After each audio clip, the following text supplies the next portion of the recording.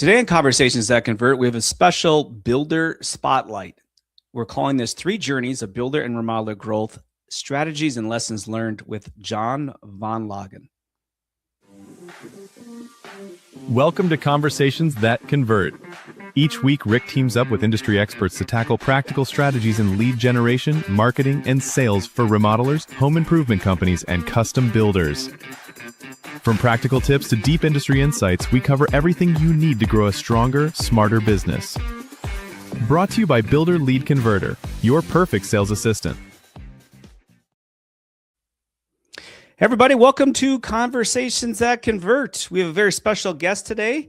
This is John Van Lagen of Joe's Carpentry and Van Lagen Homes. John, thanks so much for joining us. Thanks for inviting me, Rick. Appreciate it. Well, this is a warm-up, and full disclosure, we are going to be speaking at the International Builders Show on a panel discussion with 2 other builders here in February of 2026. So I thought it would be nice for everyone that will not be able to attend the Builders Show to be able to hear what John's background and story, and it's a good one. I know there's a lot of people that are going to really be interested in hearing what you have to say, John. But why don't we start out and tell us a little bit about your company background, and we'll go from there. Joe's Carpentry was started 50 years ago in last May by my father, Joe. That's where the name Joe comes from.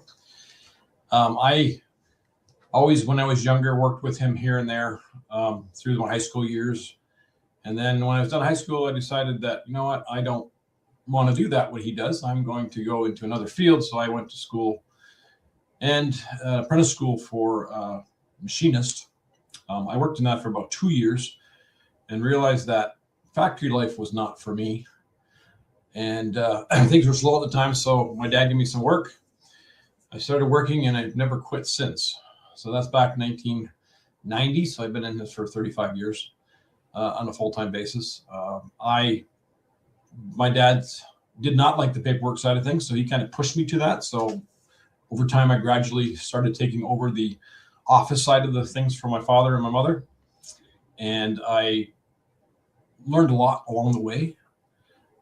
In 2005, my dad retired. I took over this business with my brother, William. At that time, we also did cabinetry. We split the 2 businesses. So we have the Joe's Carpentry Van Lagen Homes is basically a contracted business where my brother manages the cabinet side of it. So that's carpet cabinetry. And I manage the building side of it. Since then, I have, again, taken over, learned a lot along the ways, and it's brought me to today. So I'm kind of a self-learned builder, I'll put it that way. I didn't go to school for it. I do enjoy the business side of things more so than the hands-on side of things, although I can do that. But that's where I stick to. That's where my go-to is. And you have 2 kids working in the business with you. So you're now your 3rd generation? So I actually have 3. So I have two sons that work full-time with me, and then my daughter works part-time. So my one son is in sales. The other son is project manager, and my daughter does the marketing side of it. Yeah, so it is definitely a family affair. Now, you said your brother is on the cabinet side of things now. So I think he just works in that business. He doesn't really cross over into Joe's Carpentry or Van Lagen Homes. No, major critical decisions we decide together, but day-to-day management, he does his part on the cabinet side. I do my part.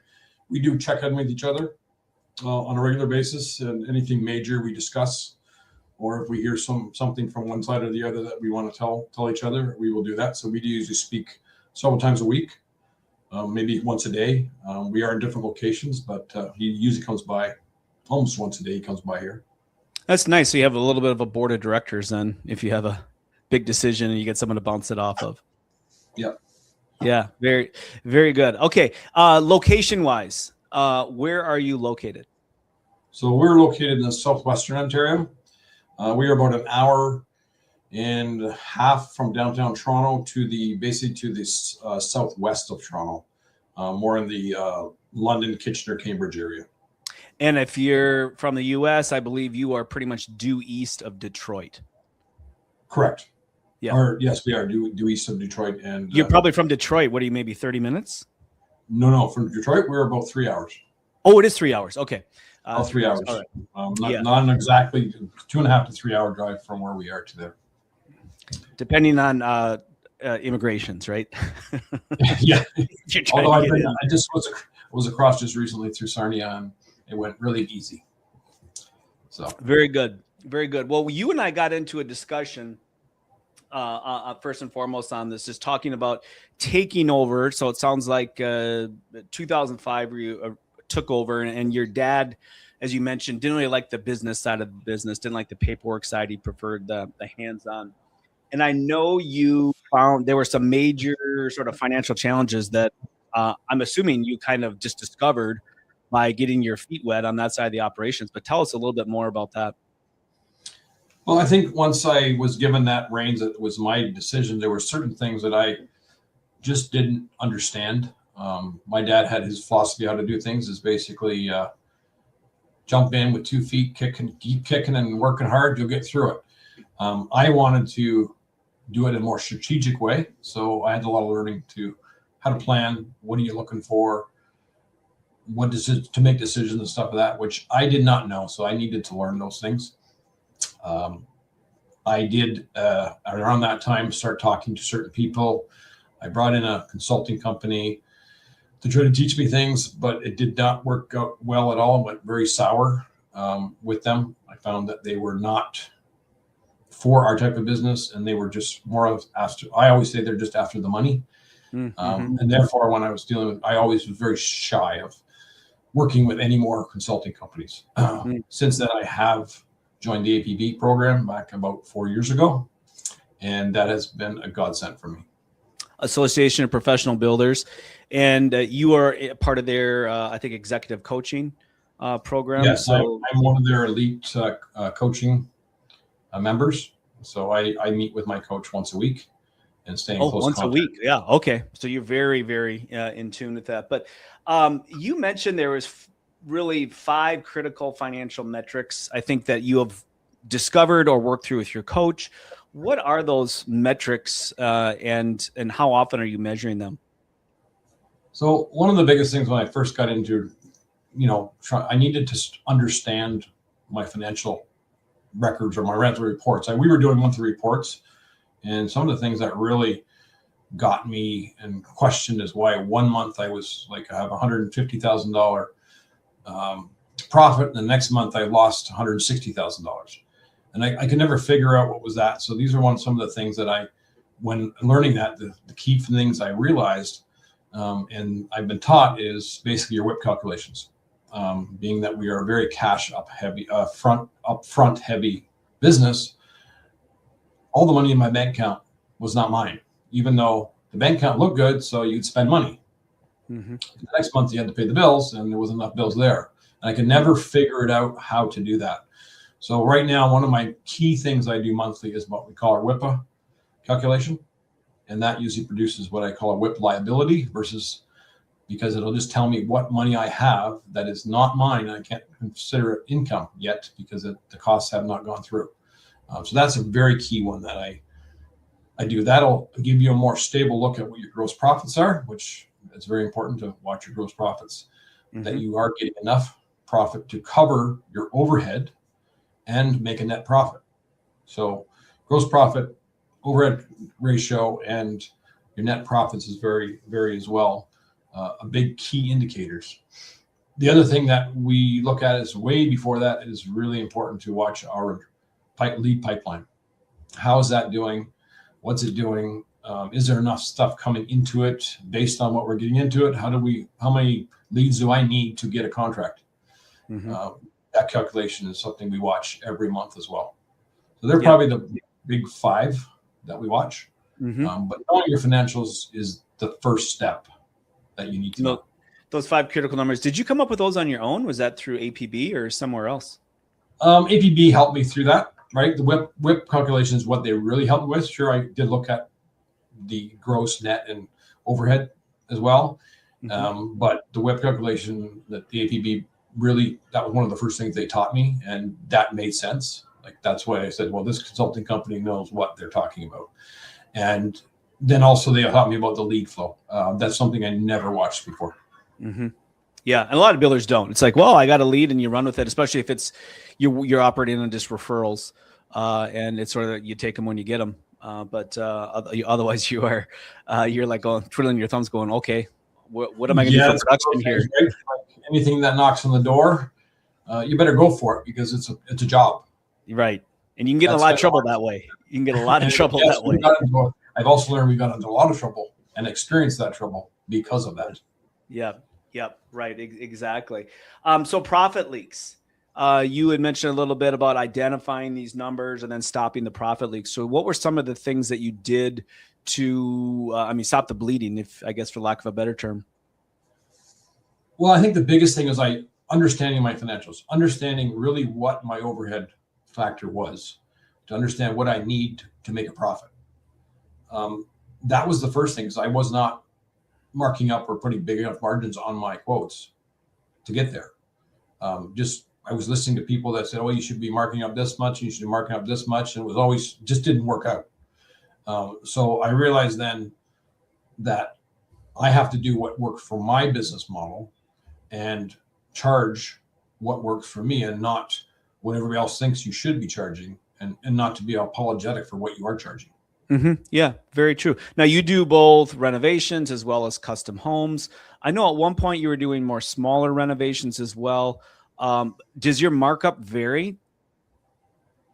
So we have a different markup for renovations or for custom homes. There's a different markup. We used to do all the same. That was another thing we did.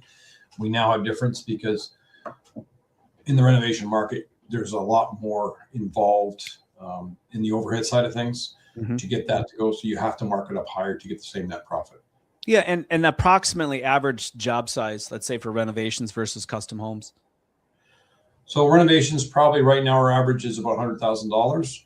We are aiming to get to about 160.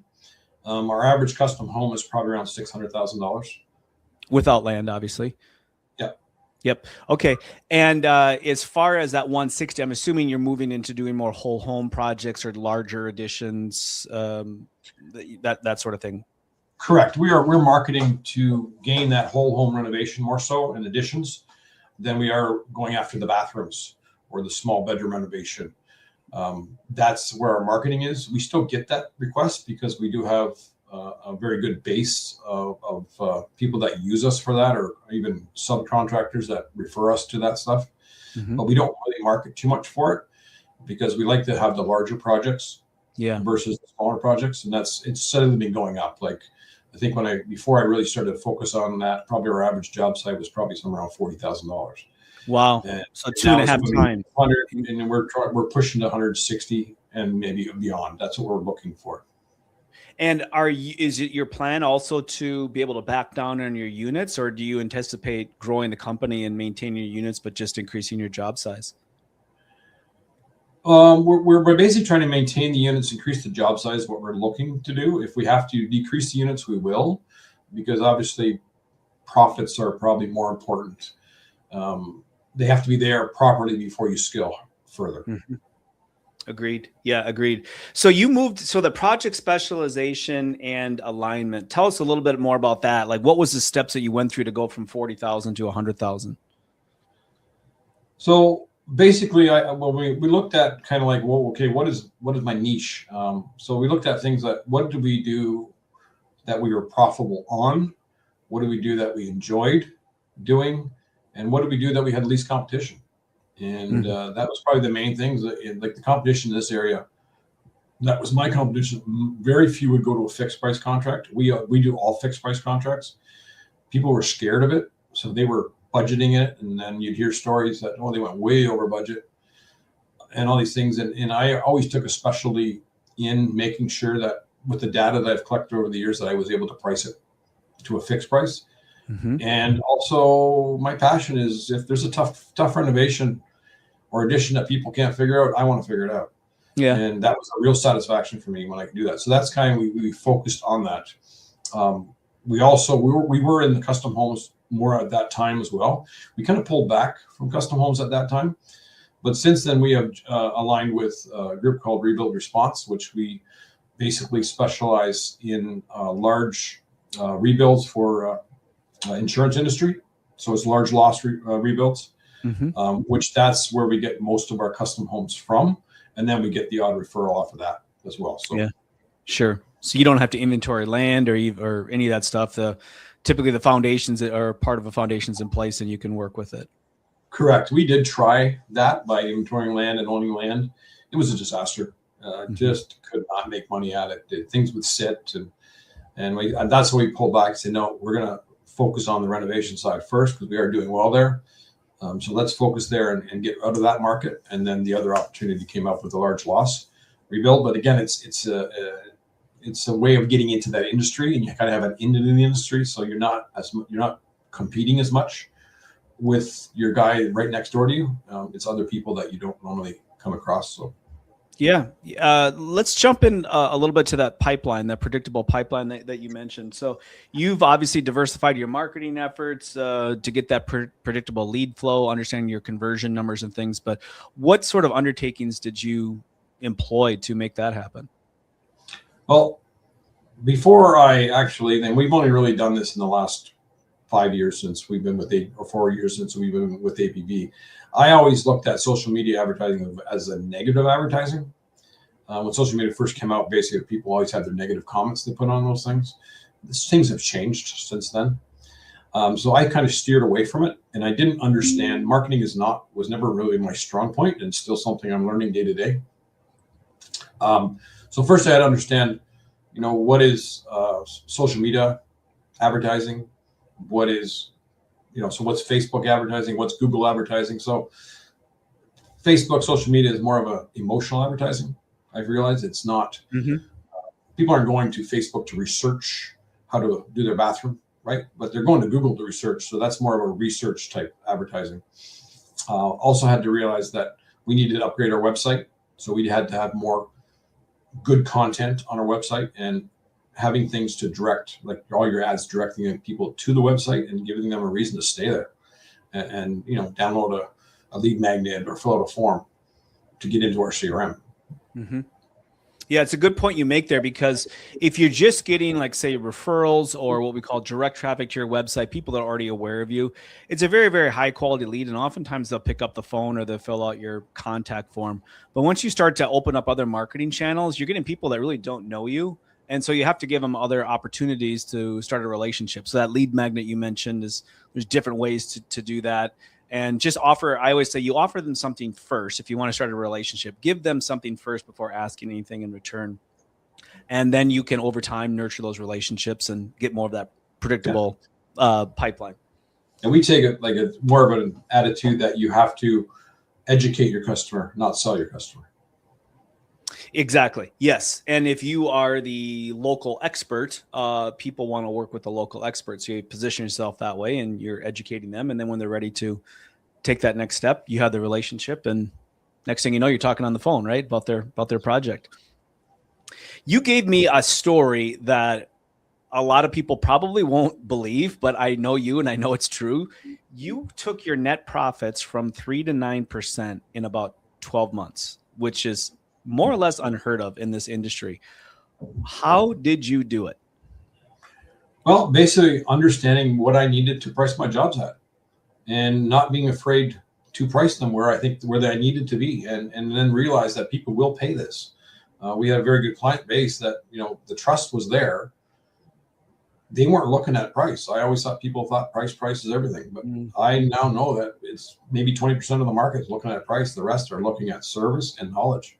And I realized that and was able to change my pricing structure, and I got it. It worked. Did you do that like in increments, like 1% sort of a month sort of thing, keep ratcheting it up, or was it in chunks, or what did that look like? We probably did it like in chunks of about 5%, but over a couple months. Like we did a couple months and we did it further. Like we didn't jump it all the way right away, but we did it pretty quick. Yeah, obviously. It didn't, and we were very surprised it didn't affect us. Yeah. We did that. That is such a good point, John, is that I think builders themselves get more hung up on price than consumers. And you mentioned 20%. I think it's something around 13% if you look at the actual number of people that are purely price based and they make a purchase decision. But if you look at it this way, the larger jobs that you do, the more complex they are, and obviously they need an expert. And so trust and value are a huge part of that decision making process. And when value is established, I always say everyone comes to you and they say, John, how much project can I get for how little money? But once they trust you and they see the value of your services and your expertise, their question changes to, John, what's the next step in helping me get this? I always new training new salespeople and stuff that when they first come in, sometimes they have that mindset. It's all about the price. And I always tell them, when I go to buy a new vehicle, I say my budget is $50,000 and I walk up with a $75,000 vehicle because they realize what makes me tick and what I like in a vehicle, and they're able to sell me even though my budget was only 50.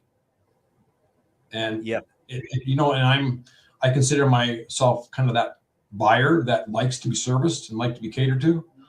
And if I like it, other people will like it as well. Yep, absolutely. Let's I think wrap up on operations because obviously you've built this pipeline up. You're doing more advertising. You're tracking your conversions. You know your numbers. You got all that. But now it comes down to you've got this machine that you've built, and it's about making that machine more efficient. So, what are some things that you do maybe that don't show up on the WIP report or your gross or net margins that you feel really help you with maintain a very efficient operation? That's always something. So the process that we took, we really focused in on the marketing and the sales process. We spent a lot of time on that in the front office, and dealing with those processes, getting them in place. The operation side of things, that is now our focus more so now. That is something that we had some very good core employees, but bringing on new employees that we realized that there's some more stuff we need to get them into proper processes and mindset. From there. So it's also, I find, is trying to keep them engaged, keep the operation side engaged to see the benefits of doing things in a more streamlined way and doing things the same way. Everybody does it the same way versus one guy going one way and one guy going another way. That's some of the stuff you need to do to, maintain your profits. I know, like recently, obviously in this area, our economy has dropped, or not the greatest. So some of those cracks will show when you're a little slower. We have been, but we still have a steady pipeline. When I talk to other contractors in this area, they have nothing. In 2 weeks, they'll say we have no work. We've never really had that. We've always had 2 to 3 months in advance, and at times up to 9 months in advance, and that's where I like to be, 9 months. But right now we're about 3 months in advance, and there's still stuff in the pipeline that we're working on, pulling through that process. And then at this time, we're also now working with the operations store to, build checklists to, follow the same procedure, make sure you do these things, making sure that they tell the front office what they need to start the job. I have a construction manager that will review jobs before they actually go out to the field. And his job is basically to find all the holes in it, find out what's missing, get all that information together, correct the information that the sales has done wrong, and before it actually goes out to the field. So there's less time spent stopping a job because we don't have an answer on this, or we don't know what should we do here. It doesn't work the way you say it was going to work. So it's a lot of upfront preparation for operations to make their job easier. Yeah, the pre-construction is really where everything happens, right? I mean, if you do a great job with pre-construction, the job goes smoothly. If there's so many holes in pre-construction, it's not a matter of when those holes are exposed. If they're exposed, it's when they're exposed. And obviously that's where mistakes happen. You get upset customers and profit leaks. You're right. Yeah. Very, very good. All right. So people listening to this, they're like, okay, John, yeah, you've been there 50 years, in this company, and you're third generation now, you kind of got it figured out. But here I am at, such and such an area. Where should I start? So if somebody was coming to you and saying, what's in that, where do I begin, John? What would you say? Well, I would probably ask them how much, business management do they understand? There's a lot of great builders out there that can outbuild me as far as I'm hands-on. But how much business management do you understand? And if they don't, I would strongly suggest them to hook up with some sort of a coach that specializes in the building industry. That's the best to find. There's several out there that can do it. And then follow their guidance. That's one of the first things I say. Like if somebody said to me, "What do you do?" I said, "Well, join APB. It's worth the money. It's an investment." There's more coaches company out there that can do it as well. So, yeah, Association of Professional Builders, which does have multiple types of memberships. You can be just a member with access to the online tutorials, or you can go all the way up to elite coaching like you, or places in between. So I think that's very good. I as a guy that has really spent my entire career more focused on the sales and marketing lead generation side of things, when I do get into conversation with builders, I'm like, do you know what your margins are? Do you have your internal operations down? Because if you're not making money and all of a sudden you go and put a big push on marketing, you're just going to double, triple, quadruple your issues. You just got, and it's like, until you get that figured out, you realize that, hey, I'm going to make this much gross and this much net margin. I know my operations. I would say probably be cautious with doing anything real radical from marketing. Yeah, you got to, like say, know your numbers, make sure you're profitable before you scale. That's what I would suggest. Yep. Okay. Company, and I guess last question, company direction. So here you are, and what will you do approximately between renovations and custom homes in 2025 for total revenue? We're probably about somewhere around, it's about half, about 3 million of each. Roughly. Okay. So roughly 6. It kind of fluctuated. So roughly 6. I think this in 2025 will be about 5.5. Okay. I haven't done final totals, but roughly about there. So it's about 50-50. We used to be like an 80-20, 80 renovations and 20 new homes, but we have been able to almost get them, there's less units in a new home, custom home, but there's higher dollars. Yep. From there. So 6 million. And has this been one of your best years, or have you had other years where you did more than 6? We did, I think, just over 6 2 years ago. Okay. At the tail end of COVID, we did very well, and then dropped down last year. And so now we're building back up. I'm hoping to pull it up to about 6.5 again next year. Next year. Okay. We're trying to put the strategies together to get there. Yeah, too, because the economy get those bigger projects. It's a little tougher right now to hit those things, but things will turn around. We all go through highs and lows. Yeah, every market does. I was said when we went through the 2008, financial collapse, like, I tell my clients, I go, there's, it won't go to zero. There's still people out there buying homes and renovating homes. And actually, I think from a renovation standpoint, that people still have some confidence. They have equity in their homes and they're willing to do those. The custom homes may be a little bit trickier depending on your marketplace, especially with if there's not a whole lot of land available. But definitely the opportunity is there. And you said something too that I guess I just want to reiterate, and people didn't catch it. Is you said that the market's down. I'm calling some of my local guys here, and they got like 2 weeks of work, and they don't know what they're going to do. And one of the things that I think, if you haven't gone down this road yet, is that you're so reliant on the health of your local market. The market will never go to zero, but once you have a system in place to fill that pipeline, to market generate opportunities, focus on high converting leads where you are converting a high percentage of them, you can outperform your competitors in a down market. And also, what I have found, John, maybe you're figuring this out too, is that you often take market share when markets are down. And so when you come back, like, you will now be a notch above a guy that may have been similar size to you, before a market correction.